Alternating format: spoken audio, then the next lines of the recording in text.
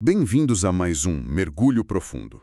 Hoje, a nossa exploração vai focar em um território que, bom, para uma boa parte do público pode parecer um conjunto de hieróglifos indecifráveis. Com certeza, parece grego para muita gente. Pois é, mas que na verdade representa o código-fonte de como o comportamento humano e os mercados funcionam na prática. Nós temos em mãos um documento extremamente denso, é o material chamado Aula 09, Matemática da Ampec. Um verdadeiro clássico. Exato.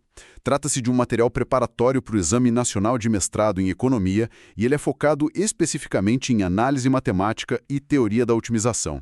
E eu confesso que estou bem animado para destrinchar isso. E é um documento que exige bastante de quem o lê, sabe? Ele não economiza no rigor analítico de forma alguma, ele já pressupõe que a base do cálculo, aquele cálculo inicial, já está muito bem consolidada, e aí ele avança direto para as aplicações multivariadas. Que são o alicerce, né? Isso, o alicerce dos artigos acadêmicos modernos. Sem isso, não tem pesquisa avançada em economia. Mas a nossa missão com essa exploração hoje não é transformar isso aqui em uma aula chata de repetição de teoremas ou tipo em uma leitura de quadro negro monótona.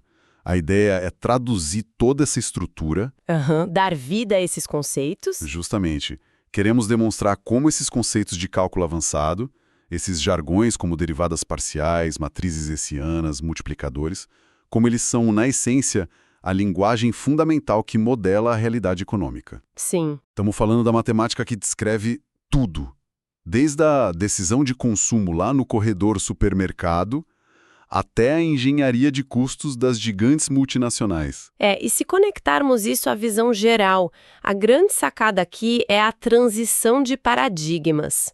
Porque quando a ciência econômica sai daquela matemática de uma única variável e finalmente abraça o cálculo de múltiplas variáveis, ela consegue abandonar aquelas abstrações muito isoladas. Fica mais real, não é? Muito mais. De repente, torna-se possível modelar um mundo que é dinâmico, um mundo onde os preços de diversos bens, as preferências de quem consome, as restrições orçamentárias e os custos dos insumos, tudo isso está interagindo ao mesmo tempo. É o caos da vida real sendo traduzido em números. Exatamente. É o instrumental matemático tentando capturar essa teia de complexidade. E para capturar toda essa complexidade estrutural, o documento começa literalmente delimitando o terreno onde essa economia acontece. É a introdução aos conceitos de topologia. O tabuleiro do jogo. Isso. Pense nisso como a definição geométrica do tabuleiro. O texto destaca que o domínio dessas funções, na teoria econômica, quase sempre fica restrito ao chamado quadrante não negativo, o famoso espaço Rn+. E isso tem implicações profundas, certo? Porque a gente não está lidando com todo aquele espaço tridimensional, infinito, com números negativos e tudo mais. Estamos em uma área onde as quantidades são positivas ou zero. E faz todo sentido prático. Faz sim, porque na economia real não existe consumo negativo. Você não pode produzir usando uma quantidade negativa de máquinas. Isso força a teoria a lidar com as condições de contorno de forma muito mais rigorosa, antecipando o que mais tarde vai aparecer como soluções de canto. Aqui, no fundo, está impondo os limites lógicos e os limites físicos da nossa realidade. E dentro desse quadrante não negativo, a ferramenta visual e analítica mais importante que o material apresenta é o conceito de curvas de nível. As famosas curvas. Pois é. Para quem estuda a teoria da firma, da produção, essas curvas recebem o nome de isoquantas. Já na teoria do consumidor, são as curvas de indiferença. A intuição geométrica é bem visual. É pegar uma superfície tridimensional, tipo, imagina uma montanha de utilidade ou de produção, e fatiar ela horizontalmente. Como se fosse um mapa topográfico mesmo. Exato. Um mapa. Ao projetar essa fatia no chão bidimensional, todos os pontos que caem em uma mesma curva representam exatamente o mesmo nível de utilidade para o consumidor ou a mesma quantidade produzida para a fábrica. E o material deixa muito claro que a inclinação geométrica dessa curva, o quão íngreme ela é, carrega um dos conceitos mais vitais de toda a microeconomia, que é a taxa marginal de substituição, a TMS. Sem dúvida. A inclinação dessa curva, a TMS, É a representação gráfica de um comportamento humano fundamental. Ela revela a nossa disposição de troca. O quanto a gente abre mão de algo. Isso, ela quantifica o quanto um agente econômico aceita abrir mão de, digamos, uma unidade do bem X para obter unidades adicionais do bem Y, mas com uma condição estrita, exigindo que no final dessa troca toda, o seu nível de satisfação permaneça rigorosamente inalterado. A pessoa não fica nem mais feliz nem mais triste. Exatamente. É a forma que a matemática encontra para medir o nosso nível de apego relativo a diferentes coisas diante da escassez. Certo, vamos desempacotar isso. Porque para calcular essa inclinação com precisão e para entender a mecânica dessas trocas contínuas, o documento introduz a engrenagem central de todo o pensamento econômico moderno, que são as derivadas parciais. É impossível fugir delas. Não tem como. Não há como ler um artigo acadêmico de economia sem esbarrar nelas a cada parágrafo. As derivadas parciais são o motor do que a gente chama de marginalismo. O que elas fazem, em termos bem práticos, é calcular a taxa instantânea de variação de uma função quando apenas uma única variável independente sofre uma alteração minúscula. Uma alteração infinitesimal. Isso. Enquanto todas as outras variáveis do modelo são mantidas rigorosamente congeladas, constantes. É a tradução matemática perfeita daquele princípio clássico do ceteris paribus. O famoso tudo mais constante. Ele mesmo. E o material avança mostrando que, quando agrupamos todas essas derivadas parciais de primeira ordem em uma única estrutura vetorial, nós formamos um vetor incrivelmente poderoso, o vetor gradiente. Que é uma ferramenta visual lindíssima também. É fantástico. Geometricamente, a propriedade mais notável desse vetor é que ele é sempre ortogonal. Ou seja, ele forma um ângulo perfeito de 90 graus com as curvas de nível, exatamente naquele ponto em que é avaliado. E não é só uma curiosidade geométrica para deixar o gráfico bonito, né? O vetor gradiente tem uma função direcional muito clara. Ele aponta sistematicamente para a direção onde a função cresce mais rápido. A subida mais íngreme. Isso. Então, o gradiente atua quase como um algoritmo de busca dentro da mente do agente, sempre recalculando a rota mais eficiente para que ele atinja o pico da sua utilidade. Exatamente isso. É o caminho de maior aclive. Para uma empresa que está buscando expandir sua produção da forma mais rápida possível, ajustando seus insumos, o vetor gradiente indica a direção exata dessa expansão ótima lá no espaço tridimensional. É literalmente uma bússola direcional de maximização. Uma bússola matemática. O desafio, porém, é que os modelos teóricos adoram o ceteris paribus, mas a economia do mundo real raramente permite que as coisas mudem de forma isolada, uma de cada vez. Quase nunca. Choques múltiplos acontecem o tempo todo. A renda do consumidor muda no exato momento em que os preços dos produtos flutuam e as taxas de juros sobem. Para lidar com esse caos simultâneo, o documento apresenta a ferramenta do diferencial total, que é fundamental para a estática comparativa. Sim. Em vez de olhar para uma variável isolada, o diferencial total decompõe um impacto de choques conjuntos. Ele vai somando a contribuição marginal de cada mudança individual para entregar a variação líquida final na utilidade ou no lucro. E logo em seguida, o texto introduz a regra da cadeia multivariada. Muito usada em macroeconomia, inclusive. Absolutamente vital em modelos dinâmicos, onde as variáveis dependem do tempo. Fica impossível não pensar naqueles modelos clássicos de crescimento econômico de longo prazo, como o modelo de Solow, onde o capital e o trabalho estão evoluindo continuamente e a gente precisa calcular o impacto disso na produção. O que é fascinante aqui é como essas ferramentas permitem lidar com relações econômicas que não possuem uma forma analítica fechada, uma equação óbvia. E é exatamente nesse ponto que entra um dos pesos pesados da ementa da ANPEC, o Teorema da Função Implícita. O famoso TFI. O temido TFI. Na pesquisa econômica, a gente muitas vezes lida com equações de equilíbrio tão entrelaçadas que é algebricamente impossível isolar uma variável específica como o preço de um lado só da igualdade. Sim, a álgebra simplesmente trava. Trava. E o poder do TFI reside no fato de que ele nos permite entender e prever como uma variável endógena de equilíbrio vai reagir a um choque em um parâmetro externo, mesmo sem conhecermos a função explícita. Nós calculamos a derivada utilizando apenas a razão negativa das derivadas parciais originais do modelo. Olha, o material traz uma aplicação prática belíssima disso nas questões lá no fim do capítulo. É o caso clássico da estática comparativa. Imagina um mercado de um bem normal. A gente não tem os números exatos, a gente não tem as equações perfeitas, mas sabemos que a curva de demanda tem inclinação negativa e a curva de oferta tem inclinação positiva. O básico do mercado. O feijão com arroz. Aí ocorre um choque positivo na renda dos consumidores. O que acontece com o preço de equilíbrio? Utilizando o teorema da função implícita, basta analisar os sinais das derivadas parciais. Só os sinais já bastam? Só os sinais. O numerador reflete o impacto da renda na demanda, que é positivo, e o denominador reflete a diferença entre as inclinações da oferta e demanda. Ao aplicar a fórmula do TFI e os sinais corretamente, a matemática prova de forma inquestionável que o preço de equilíbrio vai subir.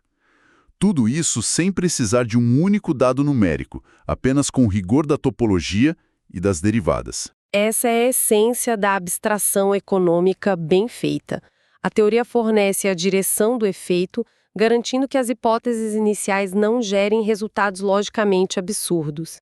E por falar em consistência estrutural, o documento dedica uma seção extensa à questão do escalonamento de sistemas, o que ocorre matematicamente com a produção de uma firma quando ela decide expandir todas as suas instalações ao mesmo tempo. Certo, então o que tudo isso significa na prática?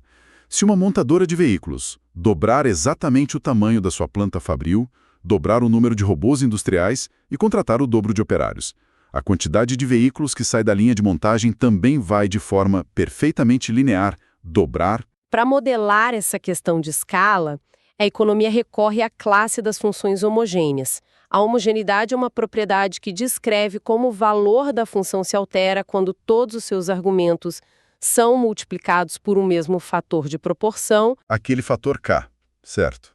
Isso. O grau dessa homogeneidade é denotado pela letra K. Se K for igual a 1, nós temos o que se chama de retornos constantes de escala.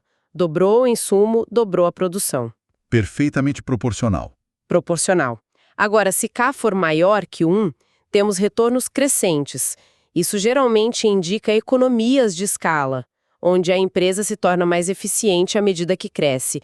E se for menor que 1, retornos decrescentes.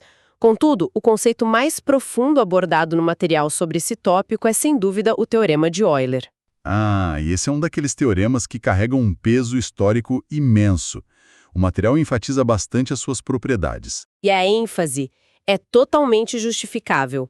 O Teorema de Euler estabelece uma identidade poderosa. Ele diz que, para uma função de produção homogênea de grau 1, ou seja, com retornos constantes de escala, se cada fator de produção for remunerado exatamente pelo valor de sua produtividade marginal, o somatório desses pagamentos exaurirá perfeitamente o produto total da firma. Não falta nem um centavo, nem sobra. Exatamente. Não faltará dinheiro nem sobrará lucro extraordinário. Isso significa que a receita total é inteiramente absorvida pelos custos do capital e do trabalho. É a fundamentação matemática pura para um resultado clássico da microeconomia. A ideia de que, em mercados de concorrência perfeita e olhando para o longo prazo, o lucro econômico puro da firma é zero. Zero. Está em ver como a macroeconomia da distribuição de renda depende inteiramente da estrutura de uma derivada parcial. É incrível. É a ponte perfeita entre o cálculo diferencial lá da base e a teoria neoclássica da distribuição de renda. A matemática não apenas descreve o sistema econômico, ela impõe as condições de equilíbrio de longo prazo. Mas olha, aqui é onde a coisa fica realmente interessante.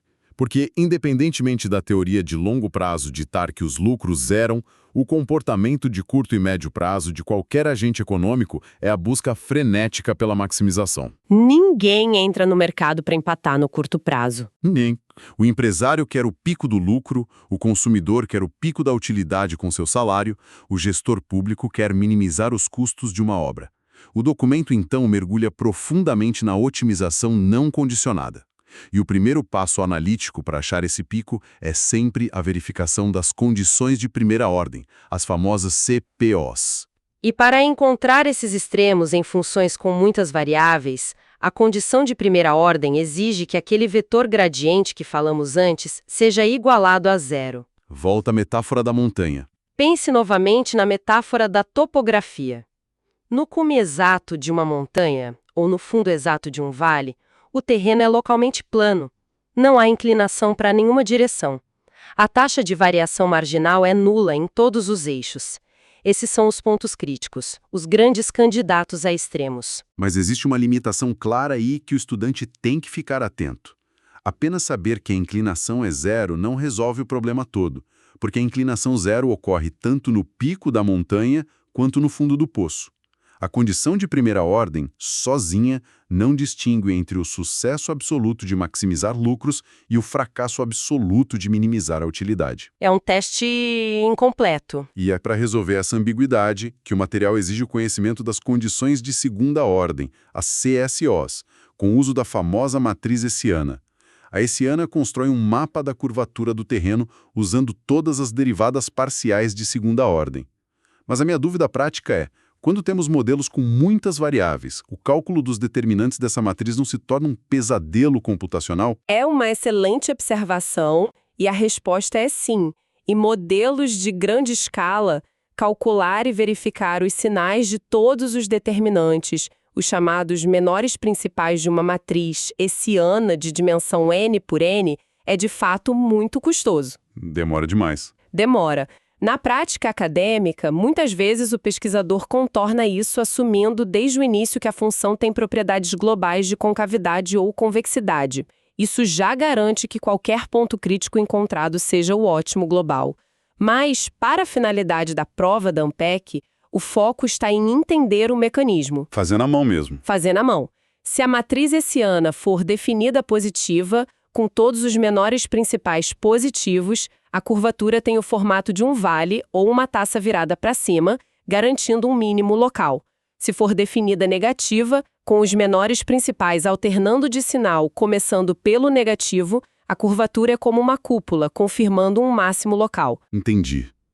E o texto adverte seriamente sobre a armadilha do ponto de Sella. É a situação onde a matriz hessiana é indefinida. A topologia desse ponto é muito enganosa. Porque em uma direção geométrica, o terreno desce, fazendo parecer que você está no cume. Mas em outra direção cruzada, o terreno sobe, fazendo parecer um vale. É uma ilusão topológica. Exato.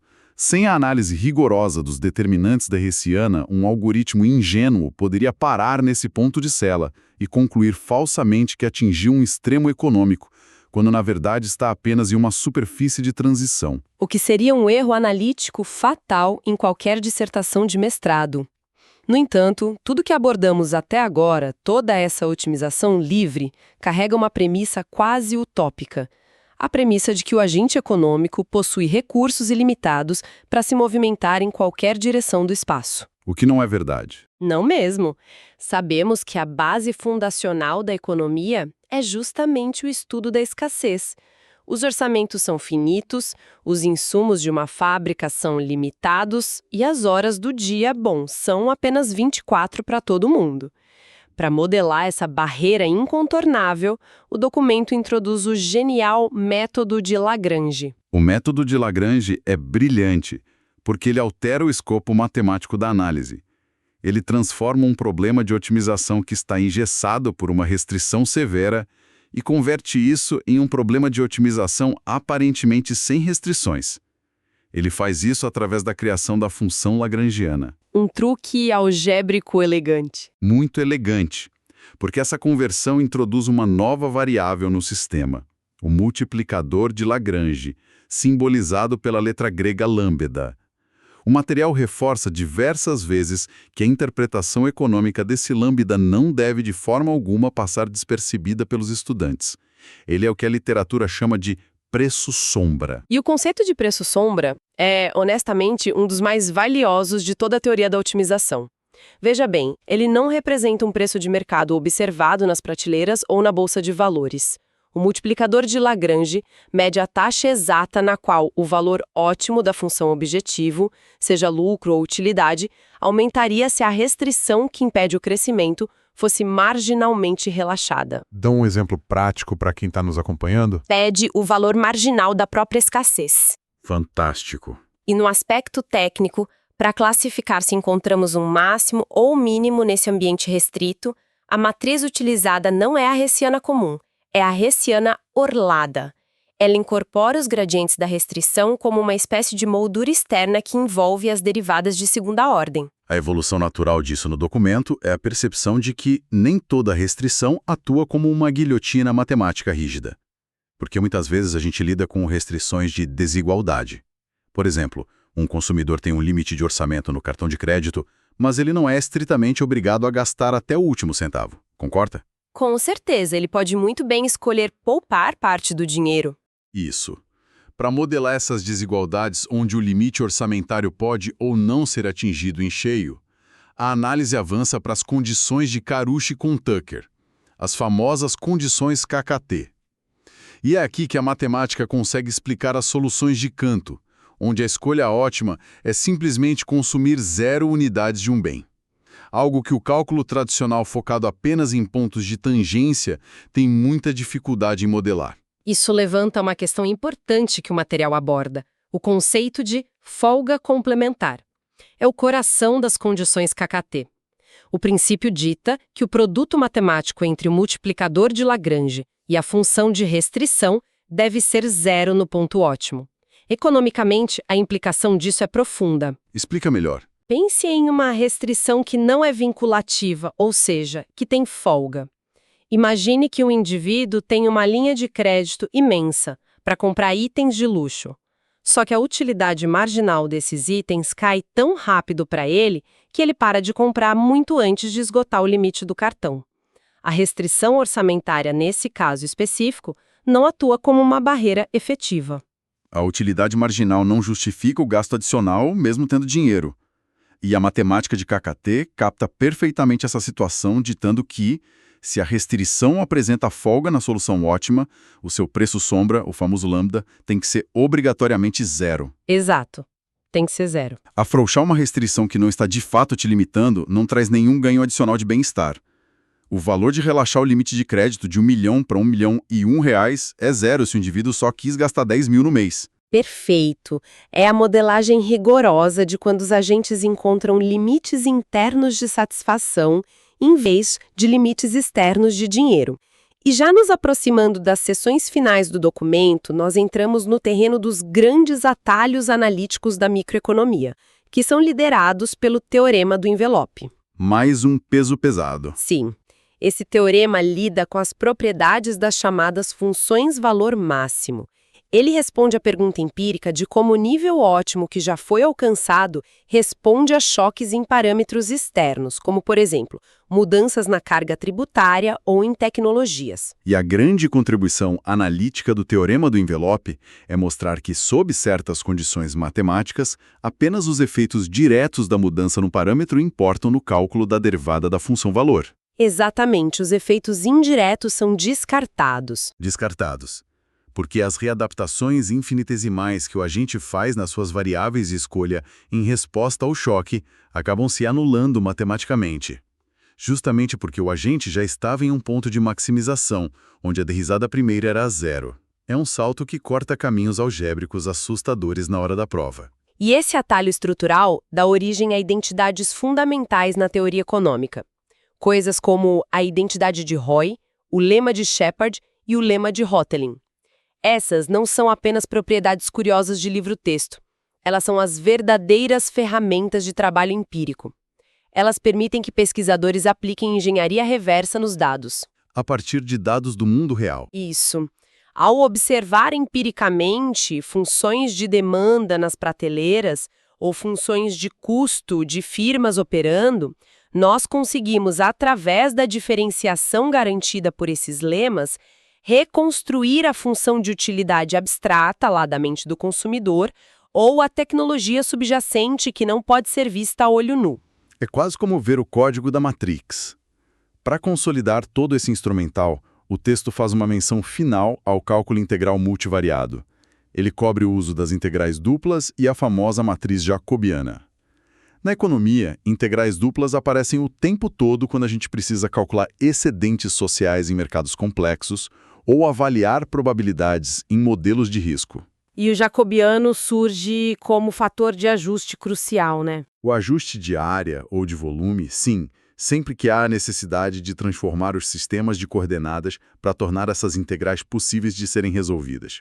E o material enfatiza uma recomendação quase que de sobrevivência para quem vai realizar as provas da ANPEC. Sempre, sem exceção, desenhe a região de integração no papel. Dica de ouro. Dica de ouro. A visualização gráfica da área restrita é o que impede erros drásticos na hora de definir os limites das integrais iteradas. E essa recomendação ilustra bem a síntese de implicações central deste documento. A otimização matemática avançada em economia não recompensa o esforço mecânico de memorização de fórmulas. A complexidade do cálculo requer que o estudante desenvolva uma intuição geométrica e econômica muito aguçada. Tem que enxergar o problema. Preciso entender, por exemplo, que uma derivada cruzada positiva na função de utilidade indica que os bens são complementares. É preciso visualizar a matriz hessiana como raio de curvatura de um mapa. Compreender verdadeiramente esses mecanismos matemáticos é a condição fundamental para a leitura e produção de pesquisa econômica de alto nível. Muito bem colocada. Para resumir toda a extensão desta nossa exploração analítica hoje, a matemática impõe a estrutura lógica e a consistência rigorosa que impedem que as narrativas teóricas se transformem em meros discursos sem lastro, em achismos. Exatamente. Da base para o argumento. Toda vez que calculamos uma derivada parcial, estamos quantificando uma escolha feita na margem de restrição. Cada multiplicador de Lagrange, extraído de um modelo, é a demonstração analítica de que recursos finitos demandam alocações eficientes e de que a escassez cobra o seu preço em utilidade. A matemática captura a engrenagem oculta por trás da nossa intuição. Um belo resumo. Obrigado.